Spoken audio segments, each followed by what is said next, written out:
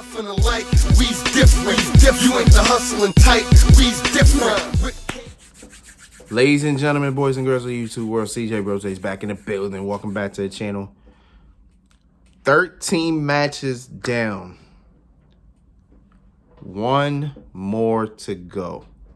And it is the main event of WrestleMania 37 as a whole. I'm talking the leader of the Yes Movement, Daniel Bryan, the Rated R superstar, Edge, and the head of the table, the tribal chief, the universal champion, Roman Reigns, in a triple threat match. Was it the greatest triple threat match ever? No. Was it a great main event? Absolutely. Was the right decision made? Absolutely. Yes. I will be one to say it. I really thought this match was very unpredictable because I didn't know what way they were going to go. Did not know what way they were going to go. Because with each man, you could pick a story which all three of them. And technically, they all had a story walking into this match. You had Edge, who wanted to manifest his dream and manifest it into reality. You had Daniel Bryan, who wanted to make, in his words, his last WrestleMania count. He wanted to make it count. Meanwhile, you had Roman Reigns, who did not and was not ready to give up his seat at the head of the table. All three clashed into one hell of a main event. Unfortunately for me, the one problem I have and the one problem I'm going to remain having is the fact that Jey Uso continues to get involved, bro. Listen. I love this Roman Reigns character. I told you, it's one of the best decisions WWE's made in the last 10 years. I will continue saying that. The problem I have is that why every single match Jey Uso has to be the difference. You're telling me somebody who's considering themselves the head of the table, the guy, the man, you know what I'm saying, always needs the supposed right-hand man to win his battle? Because if we're being honest, every match he's had since Jey Uso turned heel, Jey Uso's been involved, and Jey Uso's always been the difference. I don't like that, though. That's gonna annoy me. Maybe in some sense, this is their way to create the story. So, you know, for Jay to maybe turn his back at some point, maybe if this is your way of telling your story, okay, cool. But again, I'm tired of Jey Uso interfering every 2 seconds, bro. It's just annoying. And he did it here. I didn't think he'd do it at Mania. I thought Roman would do it alone. Nope. Because the minute Roman threw Daniel Bryan out the ring, what happened? Boom, Jey Uso with a super kick. And then Edge got thrown out the ring. What happened? Boom, super kick. Like what? Anyway. Anyway, we just gonna keep moving. So, okay, so Mr. Edge, you know, unstable, unhinged Edge, was so tired of Jey Uso that he decided to do an execution on the steel steps to Jey Uso. Right then and there, I automatically thought, okay, cool. He took out Jey Uso, and he took him out in a vicious way to ensure that, okay, we're not going to see him anymore.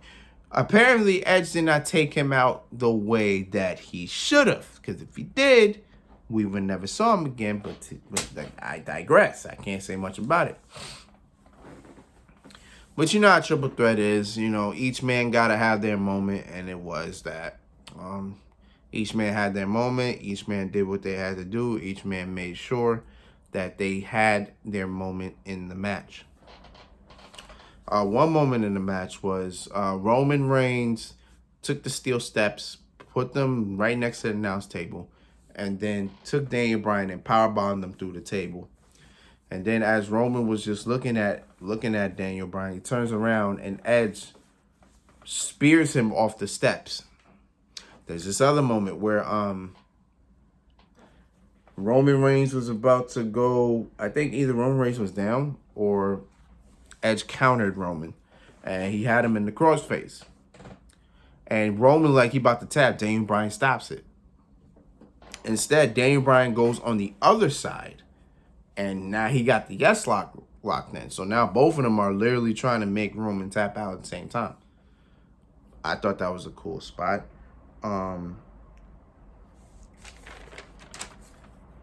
Okay, now with that. All right, so we're going to move on. All right, so at the end of the match is where things started getting crazy because Edge felt now it's time to do some concertos. So Edge pulling out two chairs. How did he even get to there? Oh, okay, got it. So Edge got Daniel Bryan and Roman Reigns knocked out. So Edge is about to go for the concerto. Edge hits Daniel Bryan with a concerto. Boom. And after that, Daniel Bryan was no longer a factor in this match. Daniel Bryan never got up. Like, literally, Daniel Bryan never got up after that. Which makes sense, because it's the concerto, duh. So, as Edge was about to hit Roman Reigns with the concerto, who comes out of nowhere? Jey Uso. And what did Jey Uso do? Become the difference in this match again. I'm telling you, Jey Uso get on my nerves, bro. Like, because I don't even know what this... I mean, granted, he's a heel, and it's a heel thing to do, but then it's like, damn, Roman really hasn't won anything on his own. So it's like that's the only thing. Like, Roman hasn't really won anything on his own. It's always been something. So that's so weird to me. Like, Roman doesn't seem like a dominant heel. Like, the only time he ever seen like a dominant heel was against Jey Uso. Now that he got Jey Uso with him, he hasn't really won a match without him. You know? So, I don't know. It just bothers me sometimes, but it is what it is. So, again, Edge is about to hit the concerto on Roman Reigns. Jey Uso comes out of nowhere, breaks it up. Make sure he doesn't hit Roman. Instead, he gets a spear for his troubles and then gets a couple chair shots to the back. Roman Reigns gets up, hits Edge with a spear, and then hits Edge with a concerto to ensure that it's over. Now, he doesn't even pin Edge. He drags Edge on top of Daniel, who, again, has not gotten up since that concerto, and pins both Daniel Bryan and Edge. Going back to what I said in the predictions, killing two birds with one stone. He pinned both of them at the same time. And there you go. The head of the table, the tribal chief, is still the Universal Champion. Probably the best decision you could have went with. Again, Roman Reigns at this point in time is too hot. He's too on fire. Now that poses the question. Who can beat Roman Reigns now? And this is where you build your stars. You got Cesaro, who won a match at WrestleMania. Stock is high so far. Can it get higher? We'll see. I'm not gonna say Big E yet because Big E may still have. I'm thinking Big E gonna face Apollo at Backlash. It just feels like it's what he's gonna do. So put Big E in the back pocket for now, and we'll bring him out when we need to. But yeah, Cesaro seems the only person left, unless you're gonna go 1-on-1 here, and maybe Edge and Roman at WrestleMania. I'm sorry, Edge and Roman at Backlash. You can do that, fine. You know what I'm saying? It gives Edge his 1-on-1 match, and we'll see what happens from there. Or we can do Edge versus Daniel Bryan. We can do that. Or well, do you want to do Daniel Bryan Roman Reigns again? Or do you want to hold off on that? You may want to hold off on that. Hold off on that for a while. Depending on what happens with a Daniel Bryan. But yeah, there's a couple things they can do. We'll see. We'll see. You know, I don't put cart before the horse, and I really like predicting the future. So we'll see what's up. Even though I technically do predictions, but you get my point. But that is it. That was WrestleMania 37 as a whole. 14 matches down. How did I feel about this pay-per-view? This WrestleMania was it wasn't terrible. The build, how we got here, was exceptionally questionable. But regardless, notwithstanding all that, it wasn't a bad WrestleMania. We had some good matches, had some classics, had some great moments, had some good moments. You know what I'm saying? So I mean, regardless, I think it wasn't a bad pay-per-view. Even though I think night 1 was better than night 2. Night 1 was really better than night 2. I don't know what the hell they were doing night 2. Night 2 was alright, but it wasn't crazy. Like night 1 had a lot of energy towards it. Especially from the beginning match and the end match and the main event. I don't know, bro. You can't match that energy. But it is what it is, man. Again, good WrestleMania. Just hate how we got here. But it is what it is.